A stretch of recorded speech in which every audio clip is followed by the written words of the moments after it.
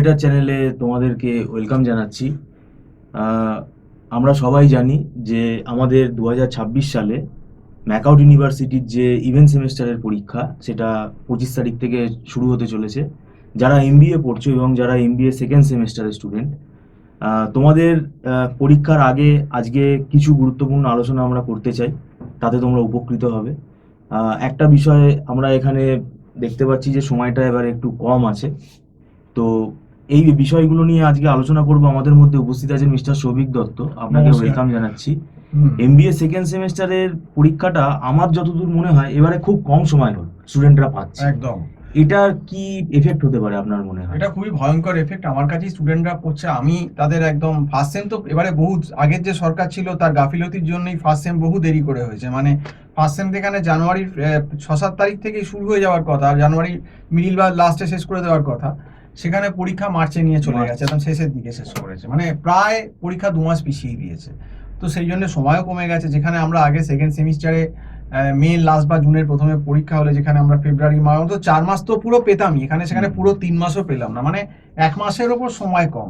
এবং second সেমে MBA ম্যাকআউটের প্রচুর syllabus, operation research, operation management, financial management, MIS, এই এত বড় সিলেবাস এই 3 মাসের কম সময় করা কখনোই সম্ভব না। এবং আমাদের কাছেও যারা পড়েছে, আমরাও হয়তো তাদেরকে রোজ ক্লাস করিও 60% 70% ঠেকনা দিতে পেরেছি সাবজেক্টগুলো।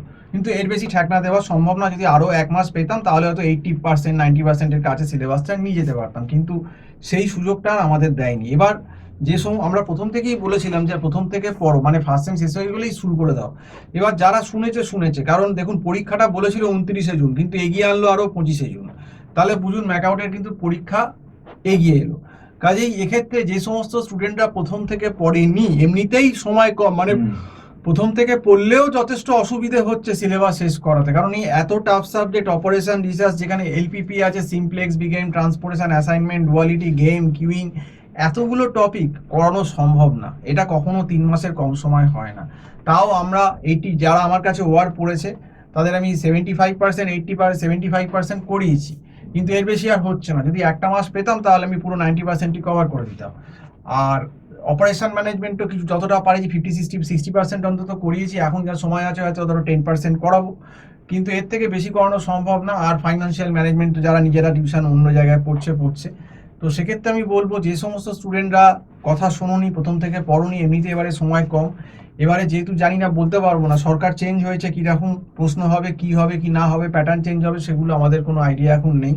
এবারে কোশ্চেনটা দেখলে বুঝতে পারবো যে প্যাটার্নটা কীরকম। কারণ আগের যে সরকার ছিল সেখানে অনেক, মানে এক্সামটা রেগুলার হতোই না, কোনো ঠিক ছিল না এক্সামের, অনিয়মিত। কোনো সেমিস্টারে 6 মাস সময় দিয়ে দিচ্ছে, কোনোটায় 2 মাস সময় দিচ্ছে না, এরকম 2 মাস 2.5 মাস হয়ে যাচ্ছে। তো এই যে ইরেগুলার ব্যাপারটা, আশা করব যে এই গভর্নমেন্ট যে এসেছে এরপর থেকে অন্তত একটা সিস্টেমেটিক সময় আর কি পরীক্ষাগুলো হবে, যাতে প্রত্যেকটা সেমিস্টারে অন্তত কোনোটায় ন্যূনতম সময় পাওয়া যায়। কোনোটায় একদম সে 5.5 মাস 6 মাস দিয়ে দিল, কোনোটায় 3 মাসও পুরো দিল না। তো এইরকম না করে যদি একটা ব্যালেন্স করে পরীক্ষা নেওয়া হয় প্রত্যেকটা সেমে, তবেই কিন্তু ভালো হবে। কারণ আমরা দেখেছি পেপারে যে ক্যালকাটা ইউনিভার্সিটিতে স্নাতকে প্রচুর ফেল করেছে আমাদের এতে, প্রচুর। সেমিস্টারে সিলেবাস বদলাবার কথা সিউ ভাবছে।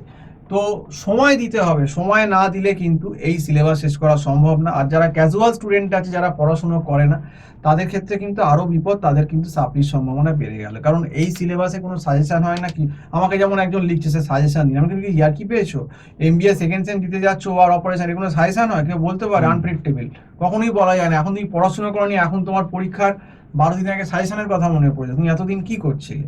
তো যাই হোক, আজকে এই অবধি বলেই শেষ করছি। এবং পরীক্ষার প্রায় 10 দিন বাকি, তো দুয়ারে এক্সাম তোমাদের চলে এলো। আজকে এই বলেই শেষ করছি। নমস্কার।